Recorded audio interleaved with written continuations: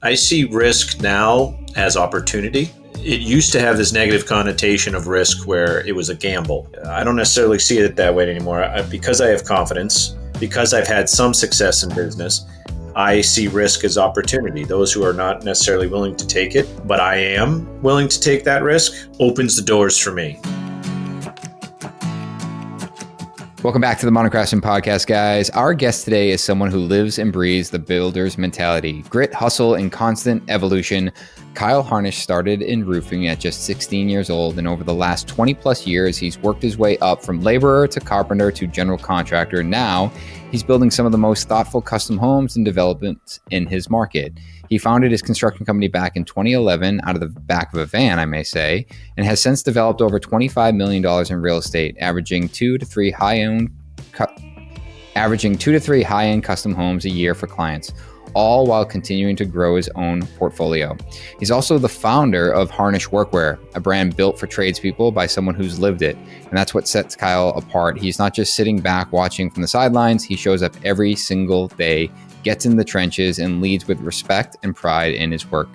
We'll talk about the risk he took from his first flip that changed everything, how he battled through anxiety and depression while building his business, and why managing people is still the hardest part of the job, but also the most rewarding. This episode is packed with perspective from business lessons to mental toughness to the value of just showing up. Kyle's story is proof that if you put the work in, the work will reward you. This podcast is brought to you by Andersen Windows. If you're looking for architecturally authentic windows, look no further than the Andersen A-Series product line. Designed in collaboration with architects, Andersen A-Series products are very finely tuned, clad wood windows and doors. Their matching sight lines, matching glass setbacks, and size options will help you bring any architectural style to life down to the smallest detail. And with numerous glass options and composite exteriors, they're Andersen's best performing and most energy efficient products, capable of withstanding some of the toughest conditions. They're a great fit for a historic project or any project where you want to achieve an elevated look with top tier performance. For more information, head over to andersenwindows.com/moderncraftsman. This podcast is also brought to you by Buildertrend. Nearly a quarter of builders didn't turn a profit in 2024, and that's a tough stat. But here's the good news. The ones who did succeed weren't just lucky. They had better systems, smarter financial strategies, and a plan for long-term growth. The 2025 State of Residential Construction Industry Report breaks it all down, from key trends, profitability strategies, and the moves top builders are making to stay ahead. Don't just guess, get the data. Download your free copy now at buildertrend.com/MC report. This podcast is brought to you by Velux. You're always looking for ways to wow homeowners, and who doesn't want more natural light?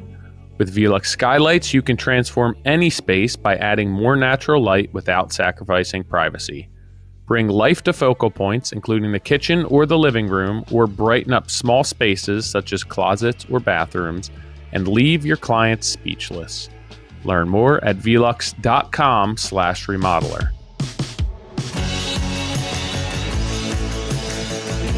Now, optics is a big part of the industry. I've learned how you present yourself.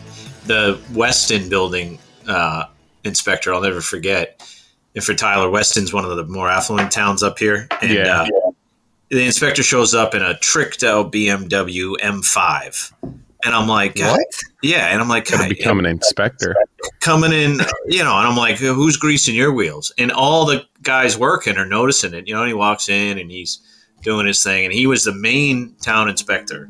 And he visited the site 4 or 5 times. Every time he showed up, like perfectly minted M5, always clean, but he was the final say in everything we did over there. And it was just, he had a certain arrogance to him, and I'll never forget it. And I was just like, okay. So, I don't know. Optics are everything, in my opinion. Not to generalize with an M5, but I feel like if you just compliment his car, you're on his good side immediately. Oh, I knew to do that, but all the other guys are criticizing him. What's he doing here? Even the client, the homeowner, was like, what the hell is that? He's a town official? And I'm like, yeah. Kyle, I learned something about you that I did not know that I want to just jump right into. Sure. You married a therapist. I married a therapist. You like that response on the I do, because I think, I mean, I want to talk about everything that you filled in here, Sure. but the therapist, and you talk about working through anxiety and depression, Yeah. learning how to cope, strengthen, and work through resolving some of that. But talk to me about being married to a therapist, because I feel like our industry, like, it would probably do a lot of us good if we had a therapist in our life. Yeah, I think it's probably the single most important thing I've ever done. Was finding somebody to go through life with who kind of understands me and understood my battle and struggle with anxiety and depression. I think, it's taboo in our culture. We don't talk about it, especially not only in the construction industry, but as men in general.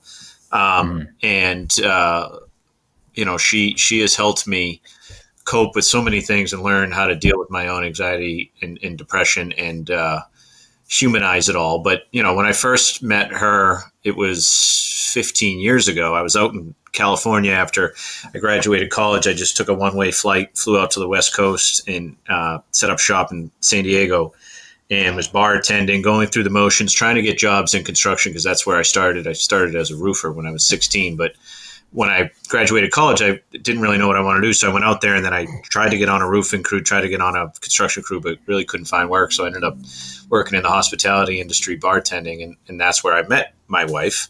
And she was training to become a therapist. She was in college, and in my early 20s, having like really in-depth conversations and discussions with her about life and what I was struggling with at the time, which was kind of figuring out who I was and what I was, set out to do. And she made me really comfortable with those conversations. And I kind of grew up with her along my side, And when I ended up moving back to Boston, we dated long distance for 2 years while she was going through grad school, and really formed our relationship over the phone, just talking through things. And I was struggling mightily because I moved back to Boston, didn't really have a path, was in deep depression, and was back in the construction field, back on the roofing crew. And it went through 3 or 4 really dark years of just struggling and figuring out who I was in my mid-20s. And she guided me through that, gave me the strength and the confidence to build myself back up, and then eventually start my own business back in 2010. And that's how I started Dev Group Construction with another guy in the roofing crew. And I honestly would have never had the confidence to do it if it wasn't for her and having her teach me coping mechanisms and just being there for somebody to talk to and being open about it. Because, as I said earlier, it's kind of taboo in our culture, not only the construction industry, but just amongst men in general. We don't really know who to talk to about it, and I think all of us struggle with it one way or another. She just gave me the avenue to express myself and made it open and easy to talk to her.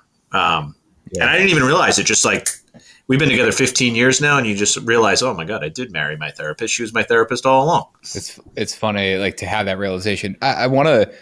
Someone recently explained the difference between depression and anxiety. I want to understand if you feel the same.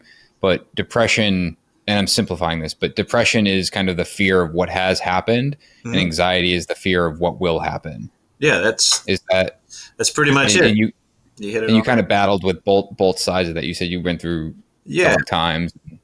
Yeah, so I think, in your 20s, trying to figure out who the hell you are as a man, and trying to figure out why I am wired this way.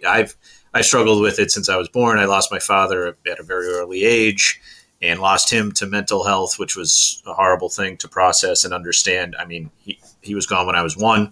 So Jeez. I had to grow up and kind of figure out, who I was. And then not till I got old enough, my mother started explaining to me what happened and all this stuff. So that was very difficult for me to process and understand, okay, I'm wired a little differently because of family history and what have you. And then, so that's the depression, right? It's like, oh, well, what happened in my past is probably, causing these feelings. And then the anxiety was the fear of the unknown and like, am I capable? Am I strong enough?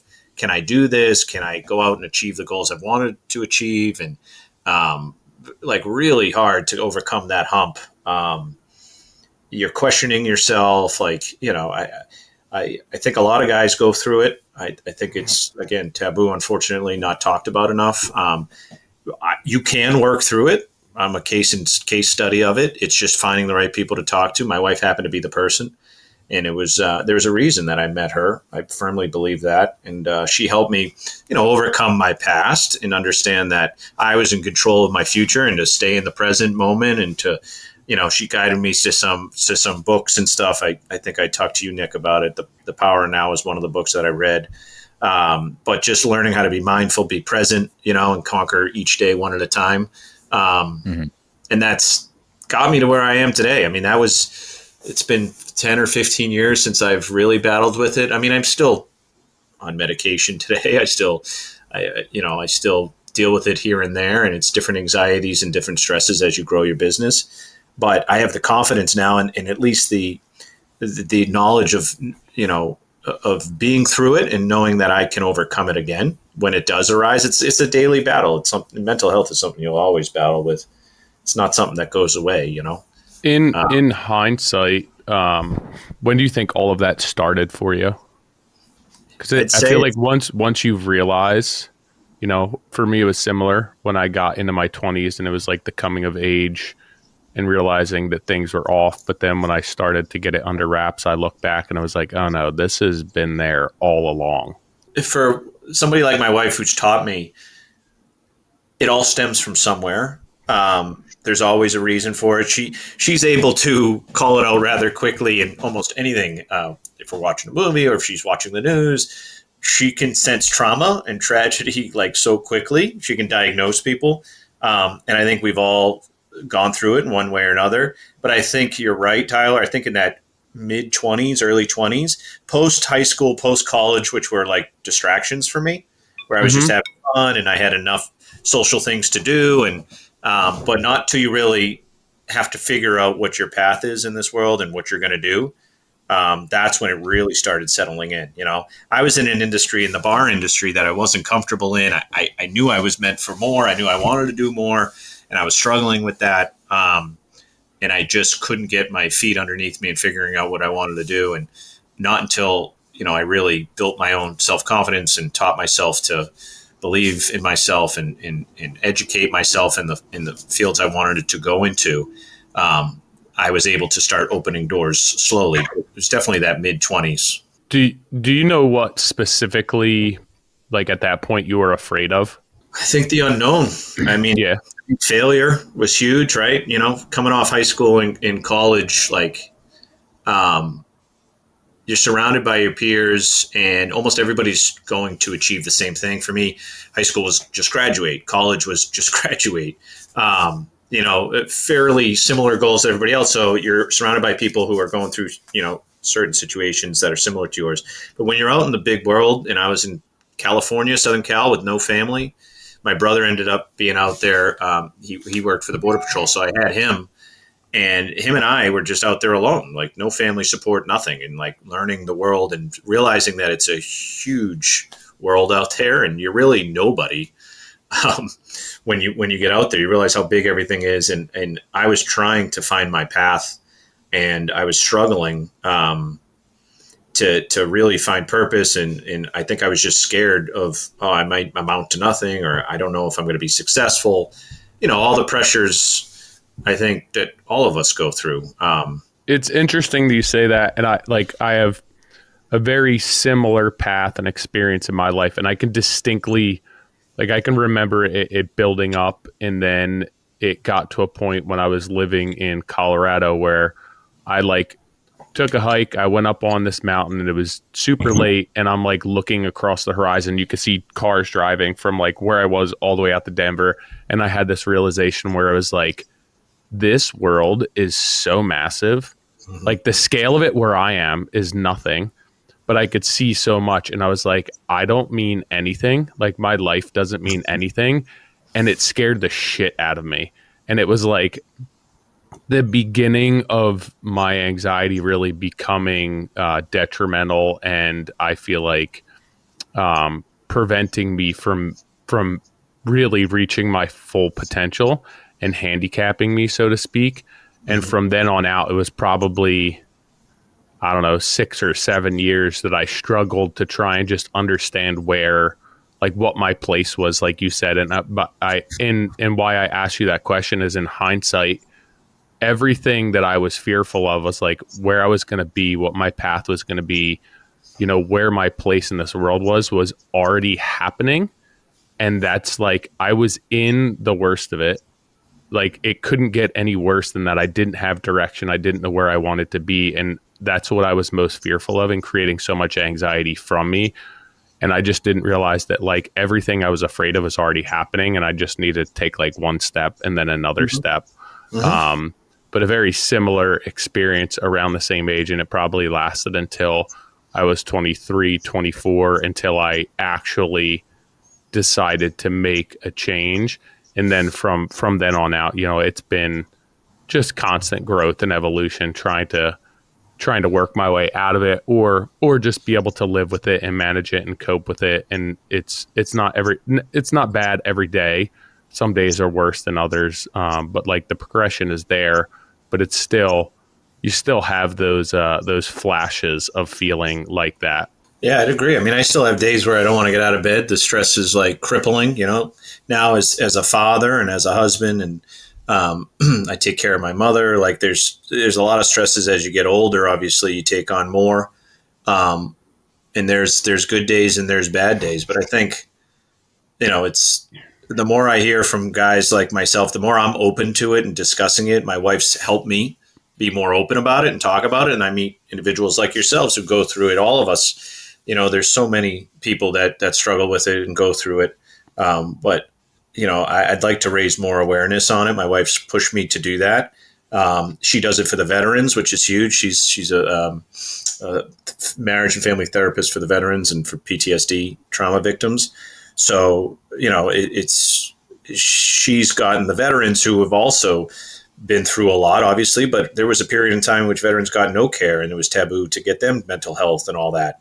And so now, fortunately, it's gotten better in that regard. But I think as us who aren't veterans, regular civilians, but guys, who put their family on their back every day and try to go make a living and make an honest living at that and deal with all the stresses and pressures of that, we don't talk about it enough, and I think a simple conversation with guys like yourself could make one of us feel better and realize you're not going through it alone, How much weight and stake do you think that you put on, like, your career and your success and building your business, with regard to how you felt prior? Like, I feel for the first 5 years of business, I really laid everything that I had on, like, this is my way out. This is my self-worth. My experiences with customers define who I am. Like, do you feel that your business really served as like that platform to try and create self-worth for you? Yeah, that's actually a good point. I don't know that I've really thought about it too much, but I think it gave me a purpose. I think, like I said, in high school and college, I had a similar path as everybody else. I knew I just had to graduate. That was really it. But then as I was kind of moving through my early 20s, I didn't really know what I was supposed to do. And I was struggling with it. And then eventually when I set out on the path of, okay, I'm going to start my own business, that gave me my purpose. And then now I knew that was my goal. I'm a highly competitive person, and I will do anything to succeed in this goal. And I think that really kicked into gear. I mean, I started the business with $500 in my account, a white broken down shitty van, and a power washer. And I started it on Groupon. Do you remember Groupon? And it was literally the worst business model of all time. I was Groupon power washing people's decks because I had a power washer that my dad gave, or my stepdad gave me. And I was like, all right, I'll throw this in the van and I'll see if people want me to power wash their decks, and just so I get to meet people. And it was like, the way Groupon worked is they took 50% of what, so you had to slash your price to 50%, and then they take 50% of that 50%. So it was like, okay, a power wash, $150 to power wash a deck up to 200 square feet. So that 150 was 75 on Groupon, and I would sell it, and then they would take 37.50 of the 75. So I'd get $37. And then I go in and take me like 5 hours to power wash someone's desk. And I'm like, wait a minute, I only made $8 an hour. This is the worst business model of all time. And I did that for like a year and a half, honestly, just meeting people, handing out my business card. Eventually that turned into, okay, will you, redo my deck? Will you build my deck? And then I started the business that way. But it gave me something to do, Tyler. It gave me a purpose. It gave me something to do each day. And I grinded my ass off and just got myself out there. And at night, my wife was coaching me up. I was dating her at the time, and she was like, I believe in you. You'll get better, that kind of stuff. And just Dude, you must have been bringing something to the table. It's like, we got a head case who's pressure washing decks for $37.50. Yep. Yeah. Yep.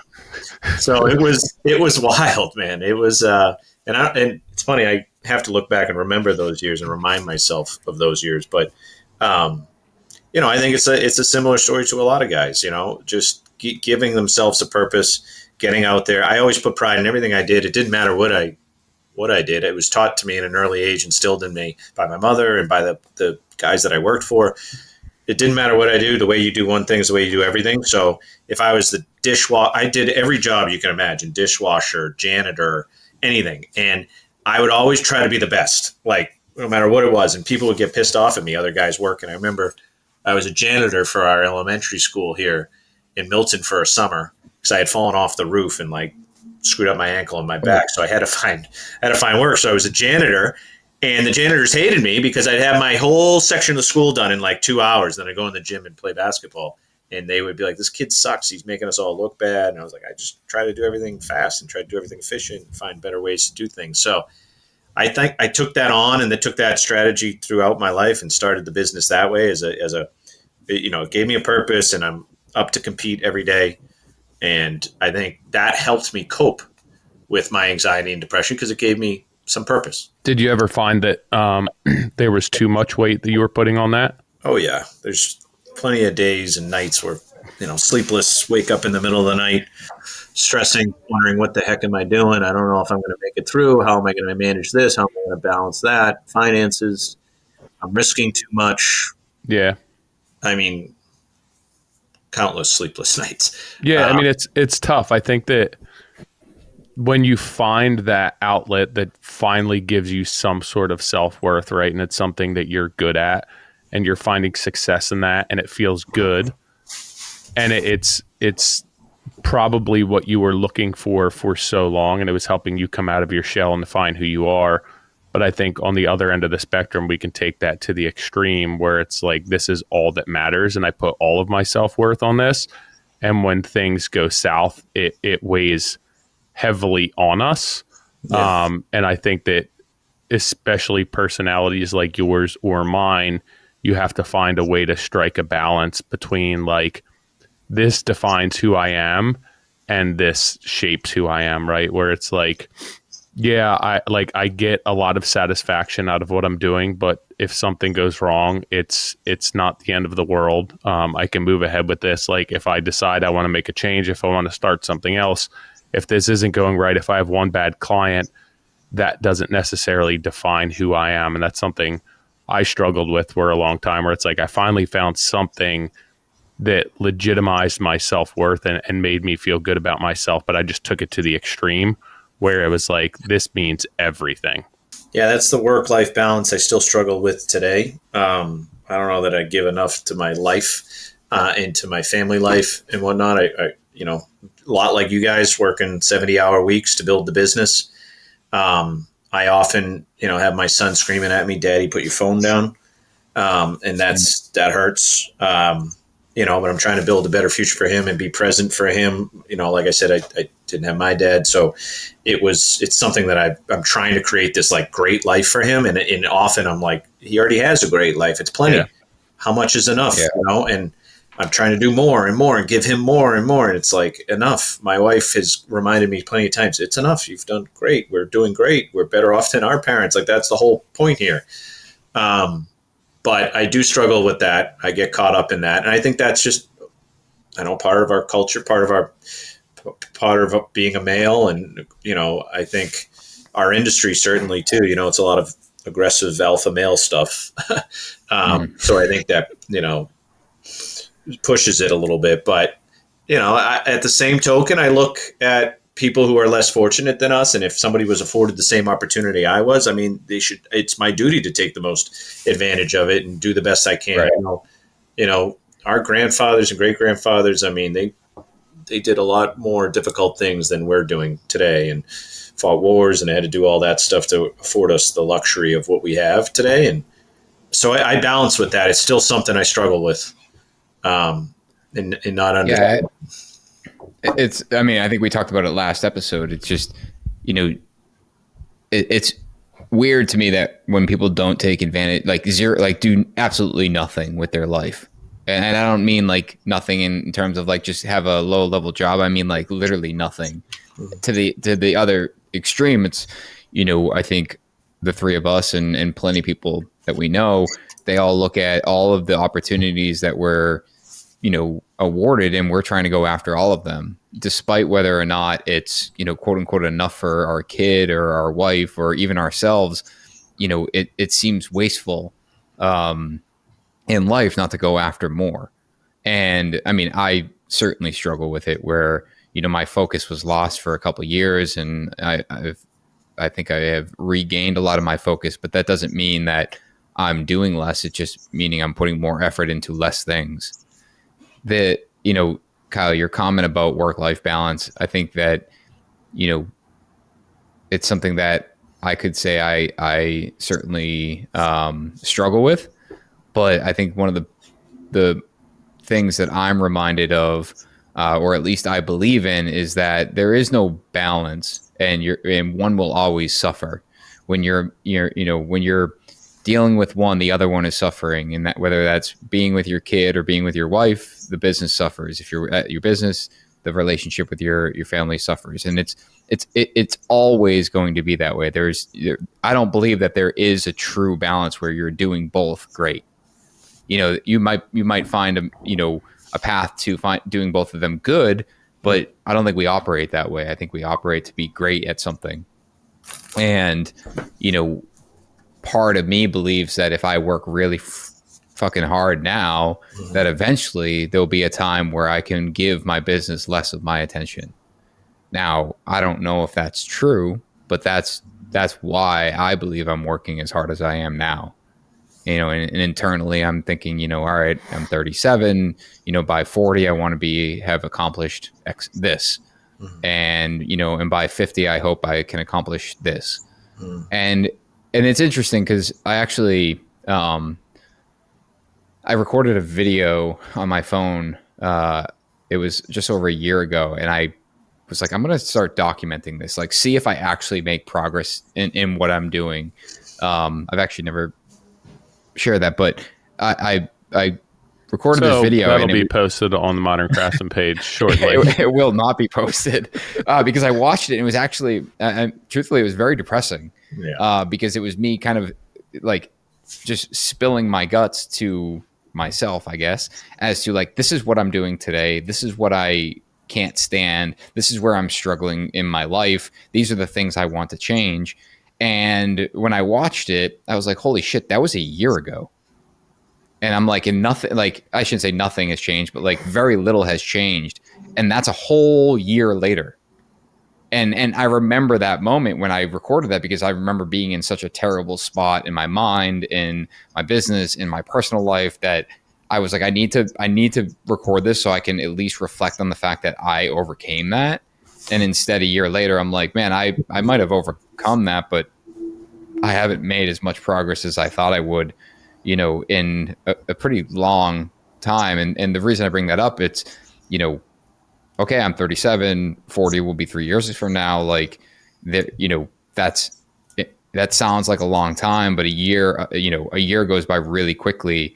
And if you're, kind of bringing this full circle, like if you're not constantly brute force pushing through your, towards your goals, and, as you say, only those who risk are truly free. Like if you're not making, taking those risks and really pushing yourself, I think you find yourself in that constant state of just like being alive. Yeah. I mean, I think one thing to keep in mind, growth takes time. A year is a micro look at it, but look at yourself over the last 5 years, Nick. If you take where you were 5 years ago to where you are today, it's probably tremendous growth. Well, someone mentioned, they were like, "Hey, Nick, like you need to, they were like, you need to have patience." I don't disagree with that, but I have, like, you have to couple that with the fact that you can't just allow time to pass by it and be patient, and it will eventually happen. I am very patient in the sense that I know, it takes time, but on the flip side, I'm not patient in the sense that I'm just going to allow it to happen, or it will happen when it happens. No, it takes a consistent effort towards that, and I actually think I sent an email this week about that, and talking, referencing like going to the gym. It's like you go to the gym one time, like it's not doing anything. But if you consistently go, and a year later, like there's an actual change, and you're seeing an actual result of that consistent effort. And it's the delayed gratification. And I think that specifically delayed gratification is something that for a long time I struggled with. And now it's, I kind of remind myself on a regular basis that as long as I'm consistent, and I'm continuing to push towards what I want, it will eventually pay off. And that's that balance of, yes, it sucks right now. Yes, I have a difficult relationship with my family right now, but these are the things that I'm doing to ultimately get to what my goal is.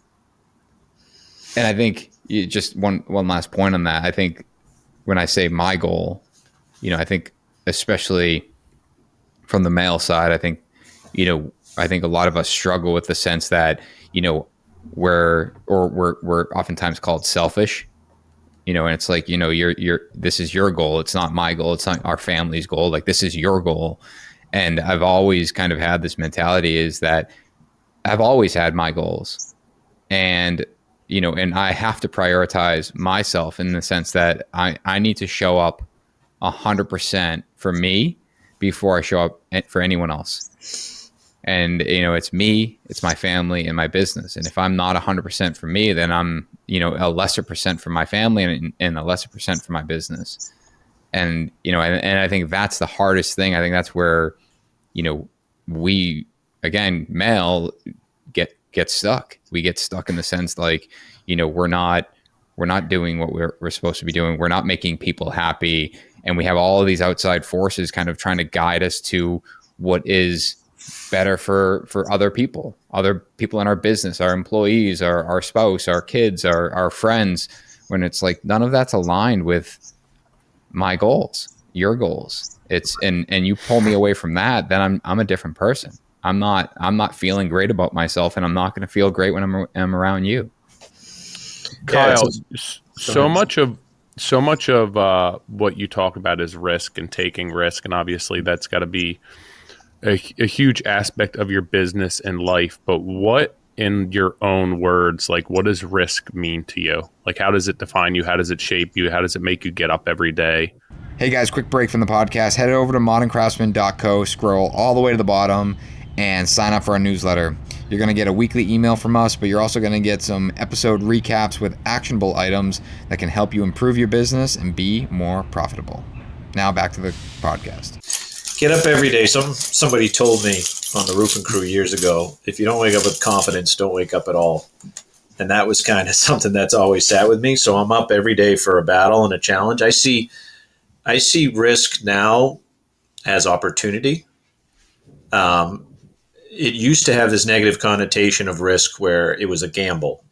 And I don't necessarily see it that way anymore. Because I have confidence, because I've had some success in business, I see risk as opportunity. Those who are not necessarily willing to take it, but I am willing to take that risk, opens the doors for me.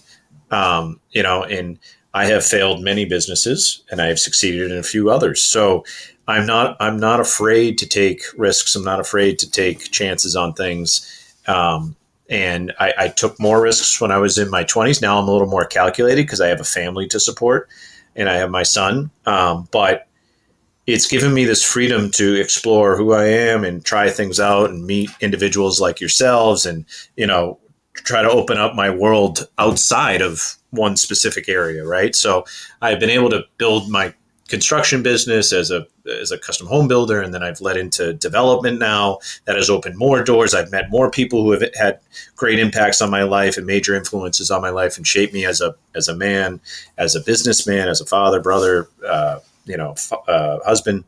And now, I'm exploring even other avenues and territories with the workwear stuff. So I'm not afraid to take risks. And I find that in my age now, people are willing to support me and help me out and try to open doors for me. I think in my 20s, I was just kind of curled up and scared of what people might think and what people might view me as, and who am I to start this business? And, I was very caught up in that. And I think, unfortunately, our younger generations are certainly caught up in it with social media and all this, worried about how everybody's perceiving them. And, it's almost an artificial world out there and what people project. So I think it keeps a lot of people from trying to do things and seeing risk as a negative thing, but I see it as an opportunity. Sorry, I'm trying to remain alive right now. I told both line I have the flu, so I'm partially dying.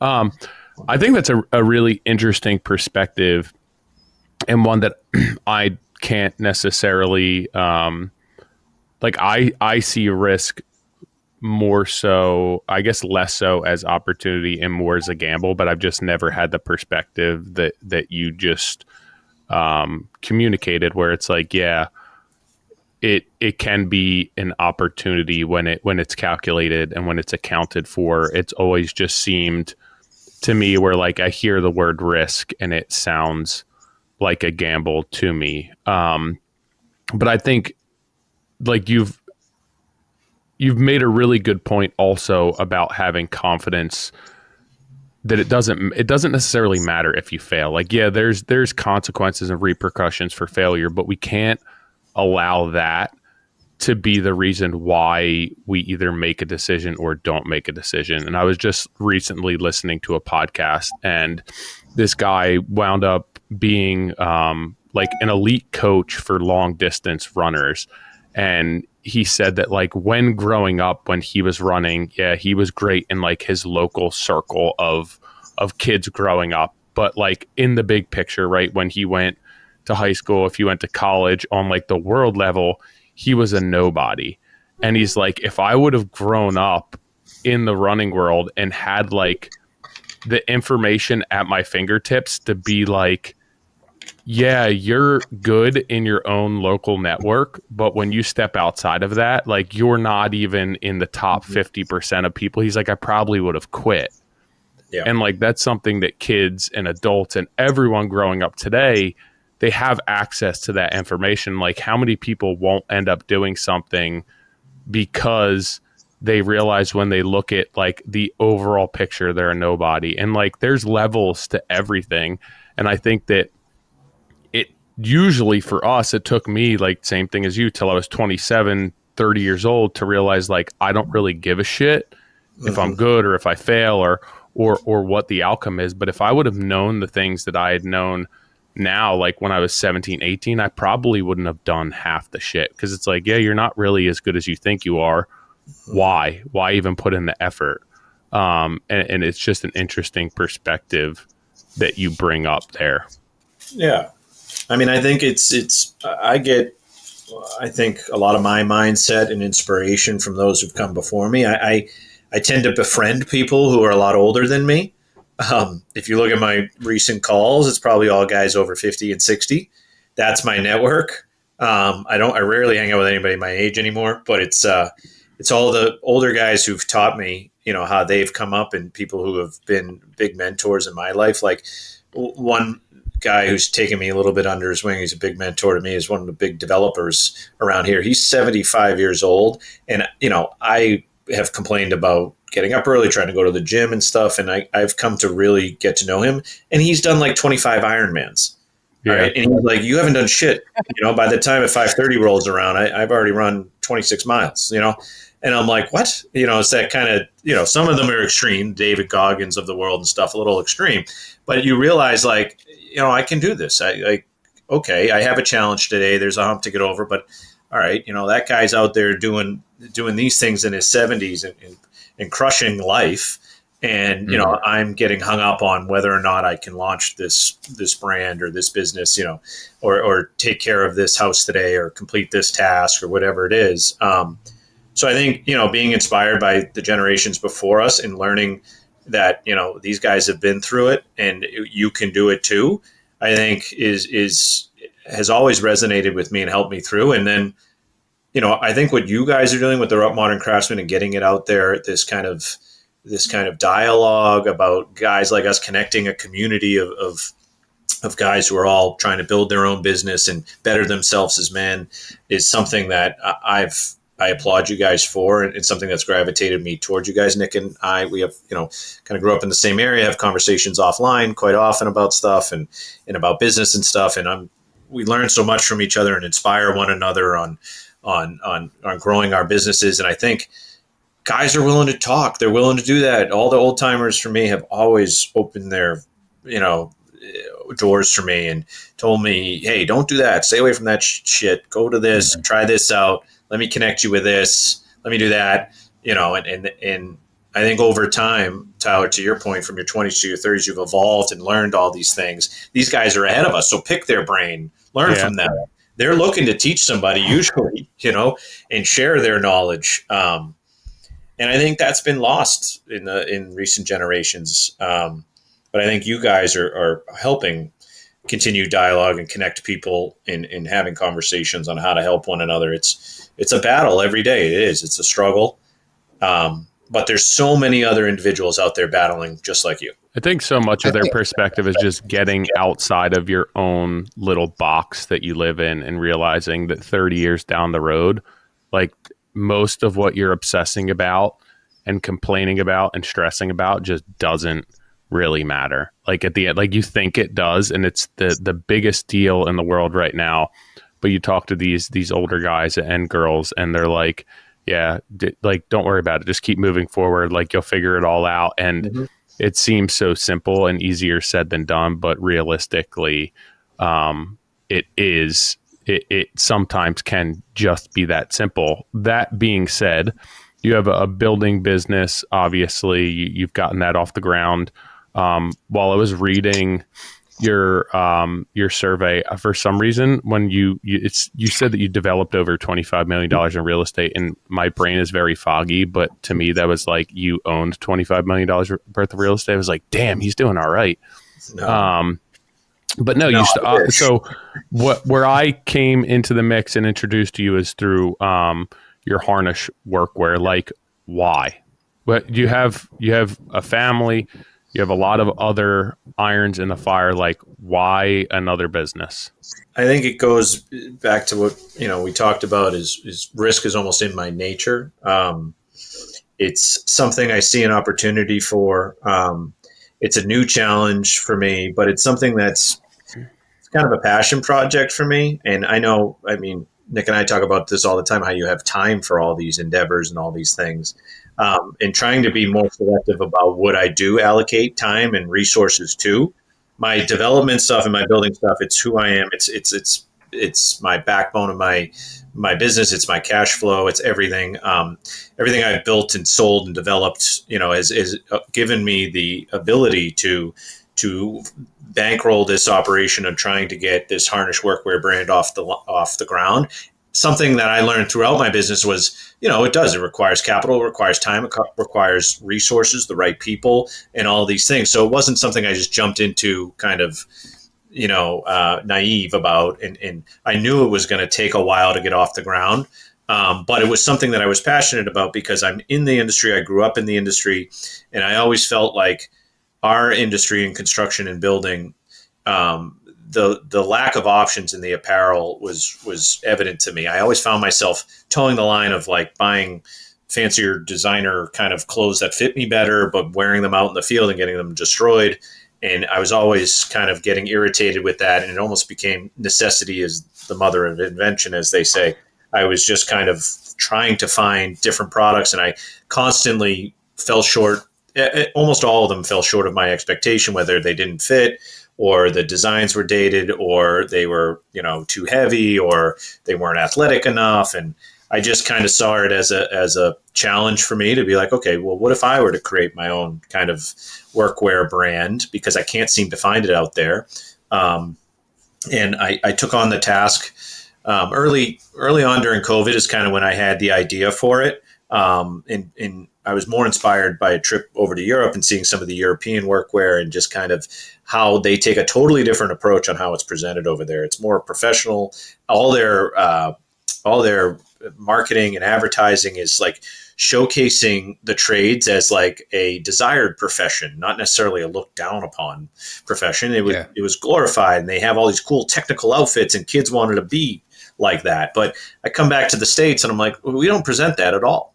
We present, old guys in overalls and oversized jackets and plumber's crack. And it's just not the reality. I look at you two guys and myself, and we care about what we look like. We care about our appearance and all that. Why isn't there a brand out there for us? And in all the marketing and advertising, we joke about it, but it's all slapstick humor, throw a caulking gun at somebody and laugh about it and drink beers. And that's never going to really progress the building and trades forward. I don't understand why it's presented like that. Why isn't it presented like, a profession that kids want to grow up and be a part of? Because I think it's a lucrative profession. I think it's a good career path. So I was like, okay, the Europeans are doing it like this. Why can't we have something like this? And so I got in touch with this local sportswear designer who just came off Reebok and Adidas, and he helped me look at some athletic apparel and kind of design a few pieces that you guys have been so gracious about. I've been sharing my journey with you guys. You guys have supported me and helped me in kind of sampling our products. We're not perfect. We're just getting off the ground. We're sampling all our gear. Trying to get it out there in the hands of tradesmen and women, and just kind of see the feedback and try to build this thing organically. And I do get a lot of excitement about it when I think about it. It is a ton of work and requires a lot of resources and time. Well, one thing, because it's my namesake, my name is behind it. It's something I'm not really willing to compromise on. So I'm learning this business as I go. I have no experience in apparel, but I do have experience in business, and I've built businesses before, and I know it takes time, and I know, you got to be willing to put the work in, and you got to have the confidence to do so. I've been criticized by plenty that, hey, what are you getting into apparel for? It's funny. All the people of like my generation, like family, friends or whatever, kind of critique it and criticize it. But the guys, like we were talking about, the older generations and stuff, they're the ones who are inspiring me to do it and go for it. Cause who gives a shit? If you fail, you fail, Mm-hmm. So it keeps me going. It's something that I do find passion in, and I get to connect with individuals like yourself, and we get to talk about things outside of, apparel, like mental health and shit like that. I don't get any time to do that in the construction field. I'm too busy building houses or, working on the next development project. So this is something where I get to slow down a little bit, but focus on stuff that opens up my world to meeting new people and exploring something different. But something I do care about and hope that does succeed. But I'm a realist. I understand that, most businesses don't succeed. It requires a lot of effort. It requires support from individuals like yourselves. We've been sending out our product to all sorts of influencers, a ton of people that probably listen to your podcast. We've been doing this H-label program where we're printing the T-shirts for local businesses. And I know Nick's been great. He's been using us for his businesses. We print your T-shirts, your sweatshirts. And that's our way to introduce ourselves and provide value to the clients. And be like, hey, we're here as like a partner for you guys in workwear, and here's a service we can provide to help your business grow. And then hopefully you'll try us out in some of our signature apparel that we're releasing, which is our pants and sweatshirts and jackets and jeans and all this stuff. But it's a massive learning curve. It's something that I have been putting a lot of time and energy into, and I'm up for the task. But I certainly need the community's support and help in trying to get the thing off the ground, because I'm doing it. We're doing it just me and one other guy. There's no outside bootstrapping help. It. Yeah, Which, especially in the apparel industry. So my wife is in furniture production, but came from. She was working for URBN, which is Urban Outfitters. They do. She was in a furniture, but also in the clothing brand. And like, if you're not doing truckloads of business, it's a very difficult industry to break into. Just like, it's really hard to justify those numbers when you're on such a small scale. You don't have much leverage. We're artists and creators in our own respective professions, but Nick and I talk about this a lot with the custom home building. Like, we have a hard time like scaling back on something, quality wise, production wise, cost wise, because we want to see it a certain way, and you're almost willing to do whatever it takes to get it there, even if it comes out of your own pocket. So, for instance, like our pant, this creator pant that we've been working, right? Our competitors, certain brands that have been out there forever, they're probably paying like $8 to $10 to manufacture their pant and sell it for $80. I'm literally, our cost is like $60 to $70 per pant, and I'm trying to sell it for like $150, $180. It's not a very practical way of making it, but I refuse to sacrifice on quality or sacrifice on the technicality of the pant or the fabric of the pant. Other businesses would be like, you're crazy. You can never sell those kind of pants, but it's something I believe in. I don't want to put my name behind something that's cheaply made or anything like that. So I'm not certain it's going to work out, but I that's the way I built my other businesses. I've always put my name out there, my reputation. I'm willing to do whatever it takes. I'm willing to put up all the resources that I have and give it the best effort I can. And I believe customers will see it eventually and come on board and try us out and know that we're bringing a ton of value. And hopefully over time I can improve my business, improve my returns and all that. And that's just how I've always been. I'm not willing to sacrifice. So, I mean, to your point, Tyler, it's a very, very difficult industry to break into. And anybody I've talked to about it, they're like, what are you paying per unit? Yeah. Landed? And I'm like, oh, I'm paying. You just have, and you're getting stuff made in the US? So it's a mix of Vietnam, Taiwan. I tried, like, originally during COVID, it was Chinese stuff for in terms of sampling and whatnot. And I get the whole made in America. We design in America. We do everything we can, but the factories in Europe are by far the most advanced in Europe and Asia. And their technicality on the technical workwear, like the Lululemons of the world, the Nikes of the world, all that stuff is made overseas because the craft is so high level in those factories. Yeah. So we use their factories in Vietnam right now. And they're just very, very highly technical and skilled. And I didn't know that until I started working with the sportswear designer who opened my eyes to that and was like, no, these companies use these factories for a reason. They're the highest quality. So we've been doing. My wife was literally just in Vietnam last week. So like I understand that aspect of it. We're not trying to go for that niche necessarily. Like, I know there's a whole made in America workwear niche, and that's fine. That services that specific niche. But, it's like athletic apparel. How many different athletic apparel options are there for you guys? We talk about this a lot, we're trying to be something different that's not currently being marketed and offered in this space. And I think we're more focused on the apparel itself than necessarily the whole, narrative, so to speak. Yeah. I think I wanted to create really high level technical workwear that the people in the field actually want and wear. Well, I think you just hit the nail on the head. It's the narrative that is typically that, what is supporting the made in America, right? Yeah. And I think I'm not it's not that I'm for or opposed to that, but I think for me, it's like building. I just want to work with the very best material, the very best manufacturers. Like, if they happen to be in the US, it sounds like you would work with them in the US. If there's a better option that is overseas that's producing a higher quality product, like, we're just comparing quality product that's in this conversation, then it's, we do the same thing with material. It's like, we got shit for ordering white oak from Germany, and they're like, why wouldn't you just get it in the US? There's plenty of it here. I'm like, not at that spec. Yeah. They're like, I could find you it. I'm like, find it. Yeah. Because we would have purchased it in the US. It's not like I was like, I need to use German white oak. It's that, hey, that was the very best material we could possibly source. Yeah. And I think that, it's tied back to this narrative that, some people buy into. You know, I want to go back just a minute, because you were talking about being in Europe, seeing how professional everything is. It's funny. Anytime I've been there, I walk by these construction sites and I have a whole slew of photos, because all the sites are branded, clean. Everyone looks like nice and neat.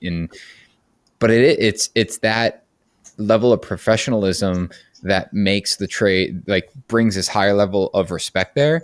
And I think, hearing you talk about it today, actually makes me realize that what you're doing, you're not just bringing a new apparel to our industry. You are creating this, other funnel to encourage people to get into the trades, because you're creating this professionalism around it. And they're seeing, like, I would argue that there's going to be a path of people that come through Harnish into the trades, because you've created this higher level of style, is like, for lack of better terms. But now people are coming in, and they're more professional looking. And I talk about it constantly. It's, the uniform. Everyone has to be in a branded t-shirt. Like, you have to, and to think about that, when you start your business, it's like a super exciting time. It's like when you order your shirts with your own company on it, like that's a huge moment for anyone starting a business, which was smart for you to start the H label thing, because you found a high quality t-shirt. And, in all of our stuff, for all of our brands, including Modern Craftsman, it's all on the Harnish t-shirts. But, that's that first step. And I'll never forget, a couple of years ago, my guys were like, are you going to get your own pants and make us wear the pants too? And I joked, and I was like, I've always thought about the UPS mentality, where it's like, I provide you shoes, socks, pants, just shorts, not brown, just not brown.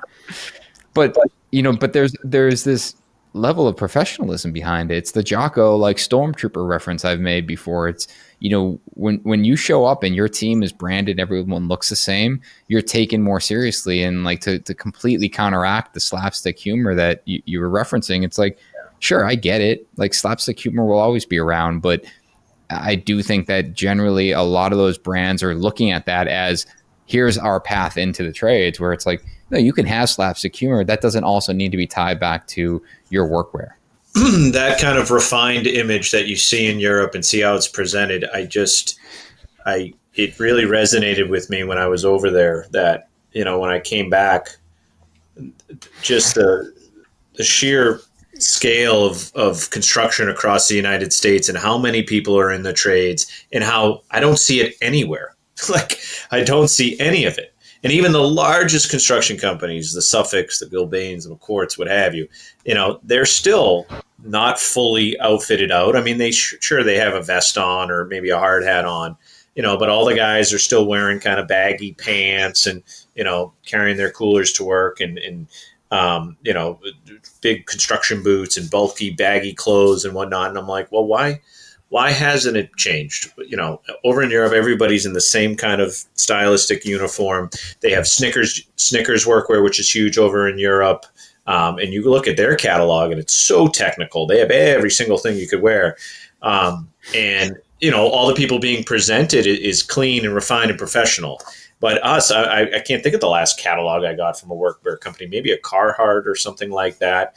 But it's the same stuff that's been around, the canvas and duck canvas, what have you, that's been around since our grandfathers, No real change, no evolution. That's what all the hipsters wear now, though. Yeah, and then they stole the brand, right? Dude, and every barista's got a Carhartt hat on, and you're like, what do you know? But they stole the brand. So it's like, okay, is there something? Sell all my old Carhartt shit. Yeah, it's like vintage. Used. Yeah, do you get premium for that? Vintage. What the jeans that you made? Mm-hmm. What is the feedback? So I initially gave you feedback and was like, the fit wasn't great for me, and I was telling Nick the other day, I was like, I put them back on again. I was like, oh, I actually like these, and I've been wearing them a ton now. And I was like, I got to email them to let them know. I don't know why. I was like, all right, let's give them a set. Maybe I needed more. I needed to do some laundry or something with my wife being gone. But I'm like, I've been wearing them a ton now. That's the thing. It's a brand, and our apparel is going to push people to be out of their comfort zone a little bit because it's more designer fit. It's more athletic fit. More form fitting, I would say. But I liken it to like a tailored suit, right? A tailored suit makes you feel great, makes you feel confident. We've all bought the big boxy suits from the Men's Warehouse, but if you've ever got a real tailored suit, it makes you feel like an all-star, and you go out and you feel like you're going to have a great night. So this is more tailored apparel, right? And it takes time to figure out what size every person is, but it is going to be more form fitting. It's something that's going to make you think, oh, maybe this isn't workwear. My biggest hurdle right now, it's kind of funny, is I've given all the apparel to my guys. None of them want to wear it to work because they think it's too nice. So they wear it out on the weekends and they go motorcycle driving in it or go bring it to the bar. I'm like, guys, no. You can wear it to work and you can also wear it out. Like that's the whole point here, And I've had to push them. None of them, they're all like, oh no, boss, it's too nice. It's too nice. I'm like, no, wear it, please. And wear tested, but they think it's too nice, and it makes them look, like they were if they're out on the weekend. I'm like, no, that's the whole point. So it's kind of it's going to be pushing this kind of educational marketing advertising thing where I have to tell people like, yeah, you're going to feel like it's not meant for work, but it is. That is an interesting thing. I do think that will be your biggest hurdle because even my guys, like, they're a bunch of them are wearing it, but it's not. They don't put it on and be like, oh, I'm wearing work pants. Yeah. And, they're kind of getting used to it. And, even some of the guys that I didn't think would wear it, they're like, I actually love these. Like, they're super comfortable. And I'm like, awesome. And, and I'm giving you live feedback. I'm like texting you and like, hey, they think they stay dirty too much. You're sending me a picture of wiping it with a wet rag and it's brand new again. I'm like, there you go.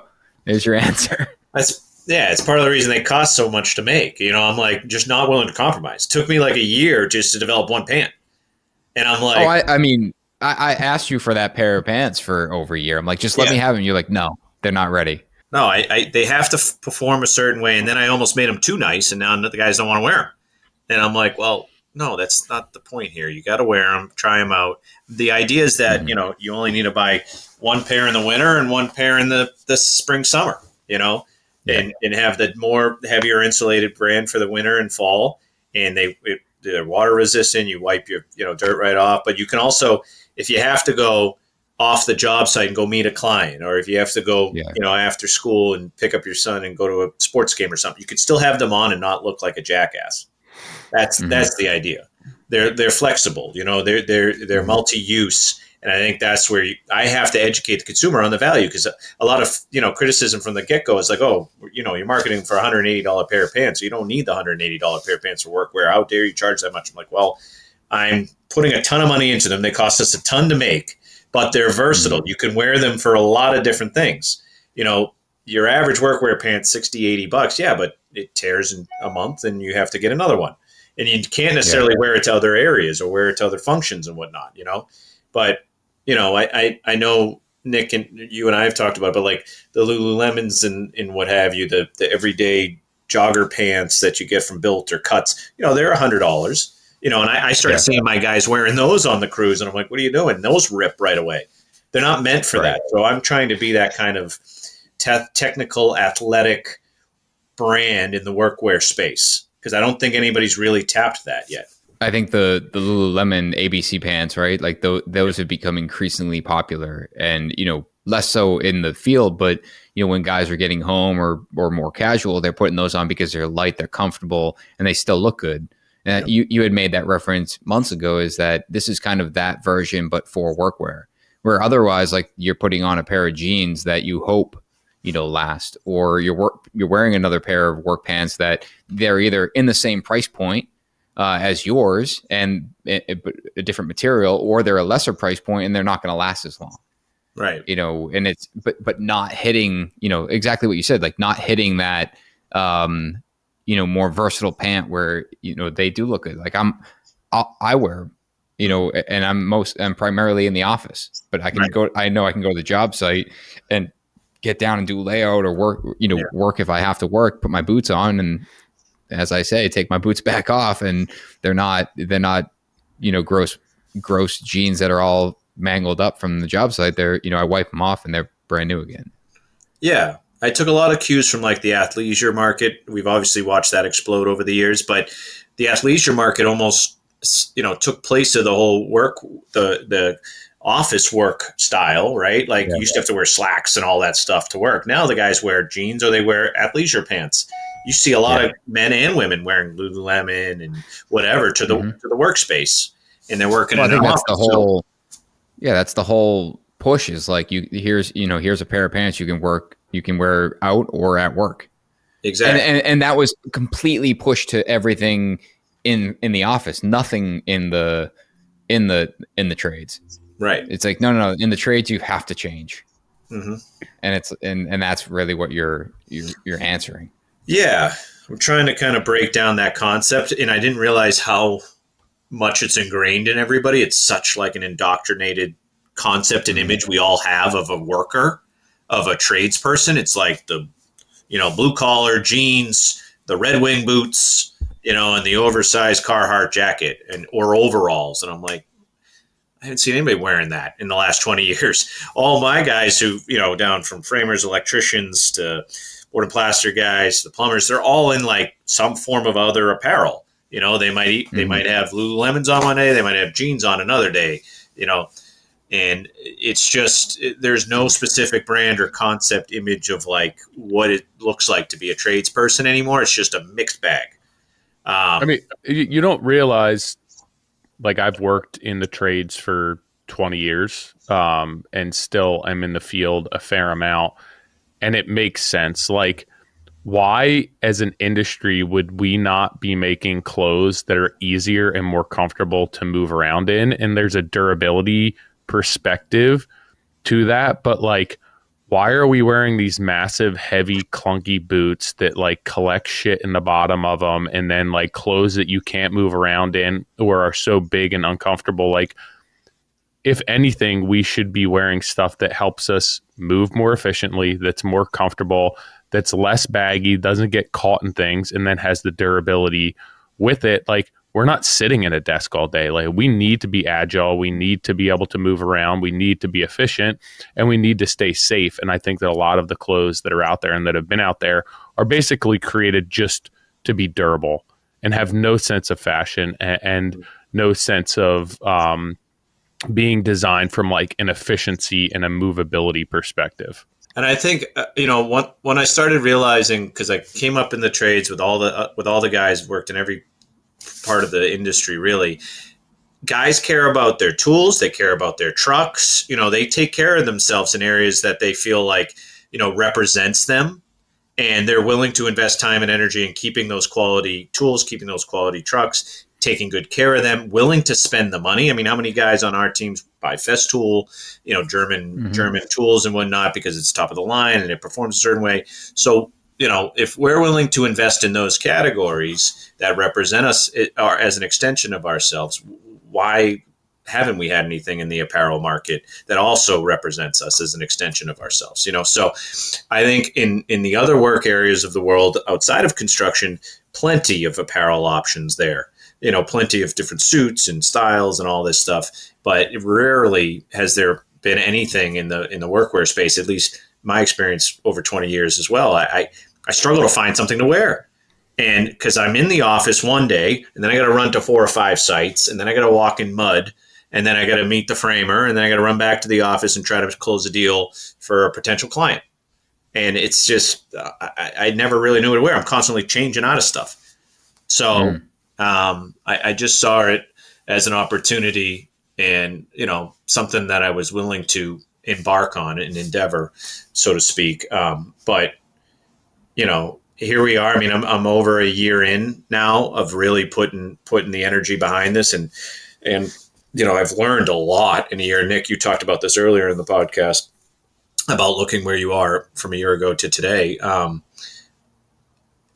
think fundamentally, if you look at like numbers, I don't think I got to where I wanted to be at all. I haven't sold enough product, and everything took a little longer than I thought, and all the development stuff. And I think I probably got in the way of that by trying to be perfect on certain items. I can never be perfect, and I'm trying to be better at that and say, it's good enough, Kyle. Like, you can put it out there, but we get caught up in our own thoughts and striving for perfection, so to speak. So I think the growth's been there for a year. I'm excited to get the product out there, and with the help of you guys have helped me, reach the communities out there. But it's really right now is getting the product into as many people as possible. I'm giving this stuff away to influencers, to anybody who reaches out. The H Label service is a service we can provide to connect with people and give us a chance and provide real value, I think. But also, I'm just trying to get the product out there for people and try to get their honest feedback and grow with the community, because I think that's ultimately what's going to lead to the success of this brand, or the failure, is whether or not people get on board with it and believe in what we're doing. And I'm putting my name behind it. That's why it's my namesake. I really struggled with naming the brand Harnish.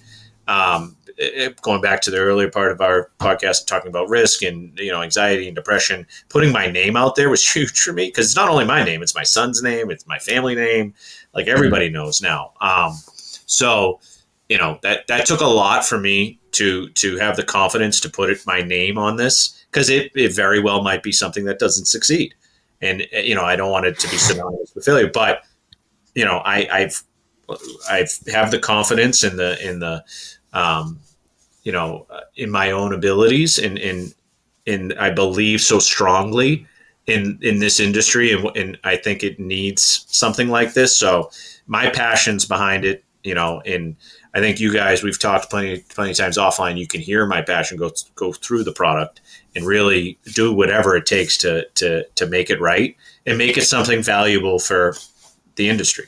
Do you think there's a opportunity to, I think, to branch outside of just our industry? I even look, my brother's like a mechanic, technician, whatever you want to call him. I feel like there's so much opportunity for markets like that, where they just have the same blue Dickies with the patch that they've been wearing, and they send off to get laundered every day. And I'm like, there's got to be opportunity to have more of a fit for these guys and girls, where it's you look at, I ride dirt bikes, so you look at the Supercross mechanics on TV, and they have the nice clothes, and it's all branded, and it's not grease covered Dickies with a patch of their name on it.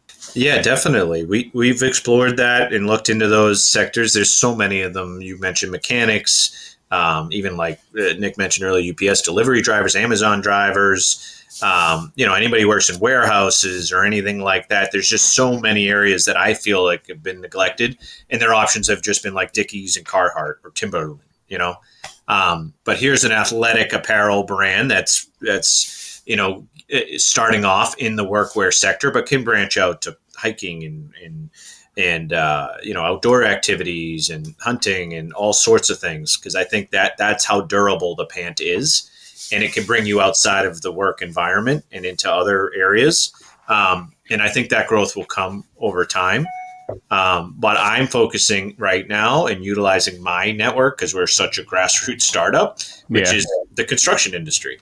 No, it's okay. I hadn't thought about the Amazon network, because you think about I forget how many years ago. I think it was during COVID, but then they started sending out the vests, because there would be people at people's door, delivering packages to doors, and they didn't know that they were an Amazon driver. It's how are you identifying them as a delivery driver versus someone yanking your package off the front step? And they're we'll just give everyone vests. But it's, I think that's a small example, but that's a great example as to the importance of consistency and brand and uniform. Yeah. I don't know. I don't remember what I was going to say when you cut me off, but that's okay. A presentation is big. If you went into a doctor's office and the doctors weren't wearing, white coats, and the women weren't wearing, women and guys were wearing scrubs and all that, you'd be kind of freaked out, and you'd be like, wait a minute, what's going on here? Is this a professional operation? So I don't know. For whatever reason, the trades were never presented as such that you had to wear a uniform. And all the other industries seem to have one. That's what I was going to ask. What when you were talking about failure, what what does failure look like to you for this? Holding on to inventory is big, so I had to produce a lot. I had to get a lot of inventory in order to get the product out there, to get it on individuals, to get them to test it and feel us. And I think you and I have talked about this, all three of us, is providing value. You guys are doing it with your modern workwear, courses and all that. I have to give something away in order for people to trust and feel me out. It goes back to my days with Groupon, where I worst business idea ever. But I gave myself away to meet people, and I provided value, and they trusted me and liked me. I earned their trust, and then I did business with them, and I grew the business naturally. So here's my way of like doing business with people. I talked to you guys about it, and I hope you're on board with it, but want to provide some sort of discount code for all your members, and offer real value on these items and get people to try them at a very discounted price, and at least try our product, be honest with us, give us feedback. You have my word and my assurance that we'll do, what we can to make the product the best it can be. But failure to me, Nick, honestly, is to have this product go out there and, not turn into any sort of, consistent feedback and sales and interaction. If it just falls flat and I miss the mark completely, I can take that on the chin and understand that, okay, I gave it a great shot. I put the resources behind it. I gave it a long, runway and didn't bail on it too early. And I tried linking up with people in my network, such as yourselves, to get the word out there. And if it doesn't succeed, then, hey, I gave it the best possible chance it had to succeed. Well, I think that's important too, when it's like, hey, we're not willing to compromise. We're not willing to take shortcuts. We're not willing to bring a product to market that isn't what we believe in. Because at that point, if something fails, you're not questioning, well, I should have done this differently. I should have done that differently. It's like, I did everything in my heart that I thought was necessary. It was true to brand. It was on point. I wasn't willing to compromise, and it didn't work. Then it's like, yeah, I just knew that it wasn't meant to be, rather than having that thought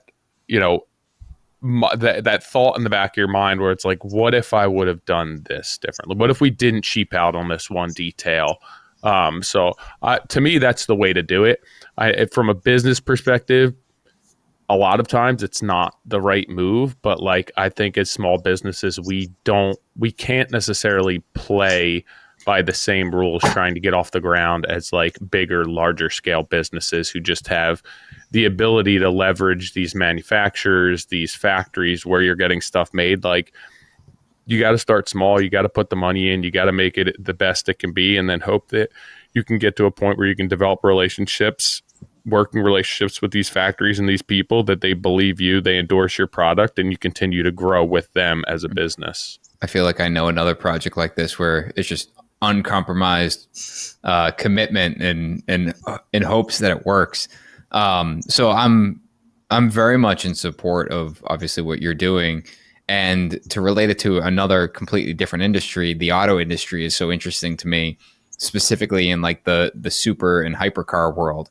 One of my kids was sick over the weekend, and I went down a YouTube rabbit hole and watched the entire Bugatti series, and then kept going deeper and deeper. And a good friend of mine was a McLaren mechanic forever, so I'm texting with him, and he's like, "Oh yeah, look up this car," and it was the same thing that we're talking about here. They would build these cars to and make no compromise. And just be like, this is what it's going to take. It's going to take $5 million to build this car. We need to build it. It will work. And, everything from Bugatti is now just, I guess, VW's fun money is my understanding of Bugatti. But then there's this other guy who, basically built a car, raised the money. Him talking about it, it was like he raised the money to do a spec. Yeah. And he's like, and he went out to a bunch of investors, raised the money, and built this car that they're going to try to sell for $5 million a piece. But the one that he has can't be driven, didn't pass, so can't be driven on the road. Yeah. And I'm like, this is crazy. But there's a market for that. Like, someone wants that car. Like, someone loves the fact that car exists and wants one. And, to bring this full circle, I think that the people that are out there pushing the envelope and trying to and doing everything they can to avoid making a compromise, whether it's workwear, whether it's a house, whether it's a car, will be rewarded in whatever amount of time, because generally speaking, the options are the fast and loose options, the things that are more, have a larger potential market share, where it's like that's just not what any of these companies are trying to do. Bugatti's not trying to sell to everyone; they're trying to sell to the elite few. And like the clothing that you're making with Harnish, it's it doesn't have to be for everyone. No, but it has to be for the people that take themselves seriously and want to have a better image on the job site and value a quality product to do that. Yeah, and I think my experience in construction and development has taught me that. I liken it to real estate. Like, every house I build is not for everybody. Nick, you talk about it with your projects and your spec house. I'm not buying it for anybody. All I need is one buyer to believe in it. And I learned that over time. Like, stop living in the world of everybody else. Like, it's all noise. Like, I believe in this product. It's an extension of who I am, and I'm willing to put it out there in the world and see if there's people like me who want to wear this stuff and want better workwear options. And I'm willing to do that. And if I give it the best effort and it doesn't succeed, well, I can still rest my head at night and move on. And I think in the real estate sector where I've invested in homes, I've way blown budgets before on specs, like way overspent. And it's usually has still resulted in a sale and somebody seeing it my way and paying a premium for it. I took the risk. I went ahead and did it. And people call me crazy. I can't tell you how many people have called me crazy for any property I bought, or anytime I go to sell a house. What, you can't charge $5 million for that, or you're crazy, you'll never get it. And sure enough, you get it. And it takes time, and there's a lot of criticism that goes a long way. But being able to turn off that mental noise and just staying focused and believing in it has taught me a lot. It has given me the resiliency and the confidence to try an endeavor like this in the apparel industry, and have the stomach to withstand it and go through it. So, just trying to evolve and see if there's just something else that I can do. And I find it fun some days and super crazy stressful other days. Yeah, that's the life we live. Yeah. I mean, I'm not quitting my day job. I'm good at what I do in the building and development, and I'm growing in that space. But like what you guys do with Modern Craftsman, you have a passion for this. So you guys find the time to do this and give back to the community. And this is my way of giving back to the community that's helped shape me and form me to who I am. I think I'm trying to provide some value here, and hopefully the community sees it as such. And if you really care about something, you'll find the time. Kyle, appreciate you being on, man. It was cool to learn about your wife's relationship with you and kind of walking through that.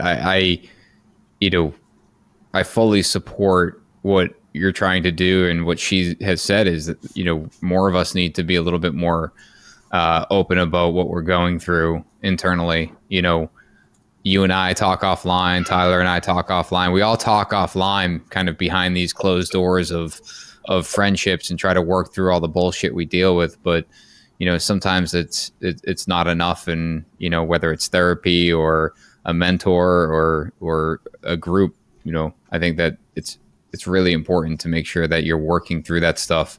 I'll be the first to admit I certainly bottle up a lot of my emotions, and it's not the healthiest thing for me or anyone.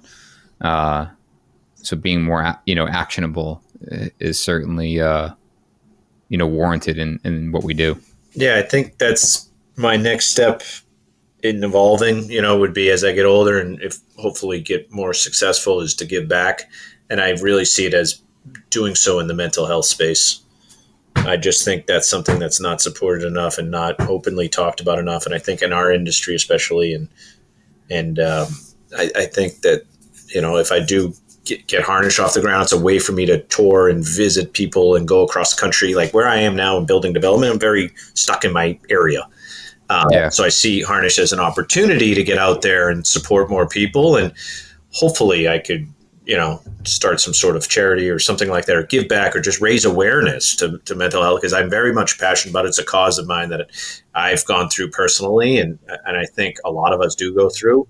And having that open dialogue with like-minded individuals and people who are going through it, it just helps tremendously. It makes you feel like you're not alone, and I swear it helps us all raise everybody up and help us all do a little better in our lives. Well, I was just looking at Alex sent an email about the Harnish Workwear and Modern Craftsman kickoff, and it looks like you're going to be offering 10% off for anyone doing the H label stuff. So anyone that's listening that wants to get their shirts printed, there's 10%. But I'm not going to share it on air. But it looks like you're offering a heftier discount if they order the Creator Pants, which both Tyler and I are wearing. If you guys are interested, we'll have a link below so you can capture that heavily discounted. And that's your first run of pants, right? Yeah. So our first run of pants due to us in about 3 or 4 weeks. We did a Kickstarter.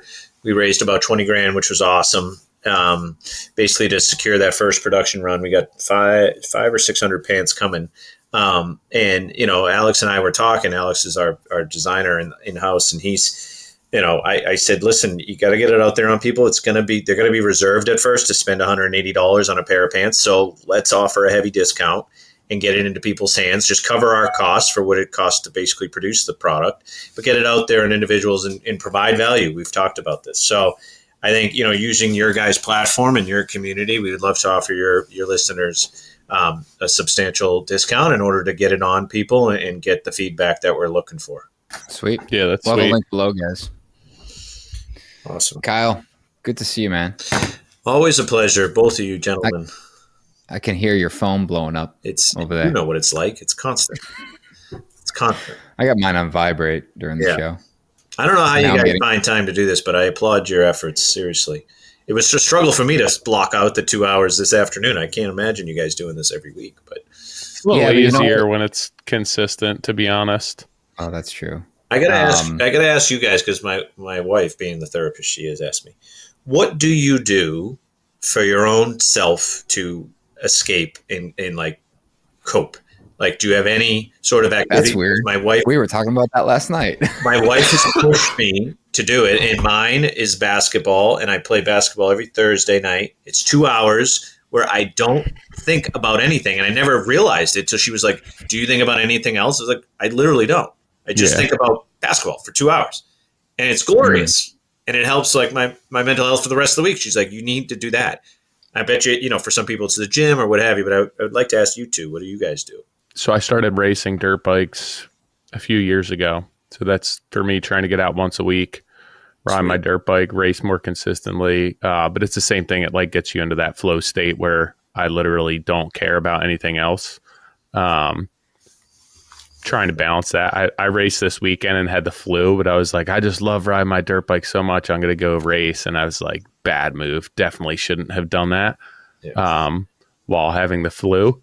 It set me back some. But yeah, that was, I don't know, maybe 4 years ago that I started that. And it was like a massive shift in mindset perspective, mental health, just having something other than work to create like self-worth, identity, and also just get me out of the work mindset where it's like, even if it's 3 hours a week, there's literally nothing else that I'm thinking about. It's not, there's no family guilt. There's no work guilt. There's no, hey, I should have been doing this. It's just like this time.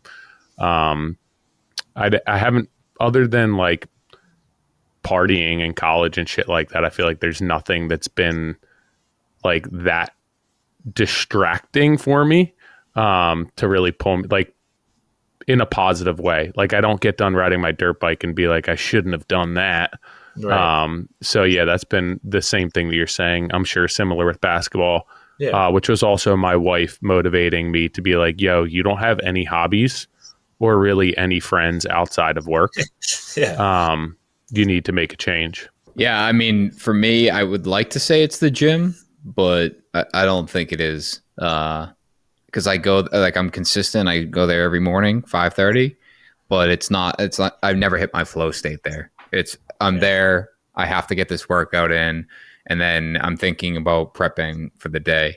So I would say that I'm due for something, which is a difficult thing for me to think of right now because I feel like my schedule is so insane and busy, and I'm trying to do so much. And there is both home guilt and work guilt. Mm-hmm.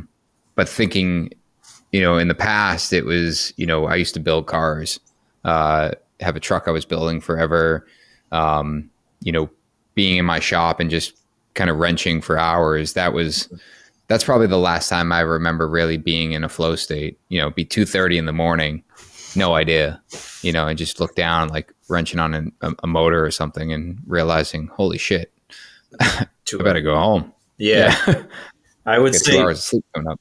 That's my wife talking, but I'd bring in the conversation full circle. I'd say find that activity, whatever it is, for your flow state and do it and commit to it.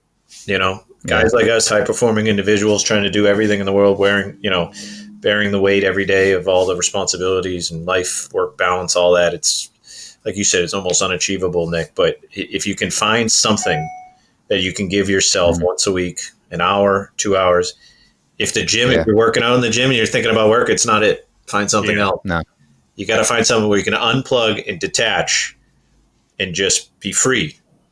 It's restorative for everything in your body and your brain. And once I started doing that, I just realized I do better at work. I'm better at home. I'm better at everything.